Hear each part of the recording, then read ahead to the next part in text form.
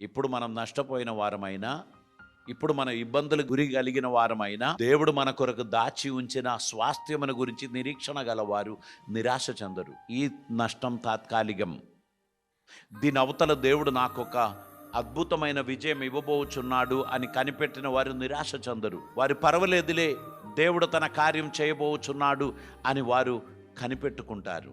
వారిని దేవుడు ఆశీర్వదిస్తాడు. అపవాది ఏం చేస్తాడు తెలుసా? నువ్వు ఇక్కడ ఉంటే బాగుపడవు, నువ్వు అక్కడికి పోతే బాగుపడతావు, నువ్వు తొందరగా ప్లాన్ మార్చుకో, ప్లాన్ బి పెట్టుకో. ఈ ప్లాన్ ఏ సక్సెస్ కాలేదు కదా, you make a plan B అని చెప్పి మనల్ని అందులోకి తీసుకుపోతాం. కానీ గుర్తుపెట్టుకోండి, if you have a sight, if you have a vision, stick on the vision, God will fulfil it. ఎంతమంది నిన్ను నిరుత్సాహపరిచినా, నేను నీకు తోడుంటాను అని చెప్పిన దేవుడు నిన్ను విడువడు. ఆయన నీకు సహాయం చేస్తాడు, ఆయన నిన్ను ఆశీర్వదిస్తాడు, నిన్ను చేయి పట్టి లేవనెత్తుతాడు, నీకు సహాయం చేస్తాడు.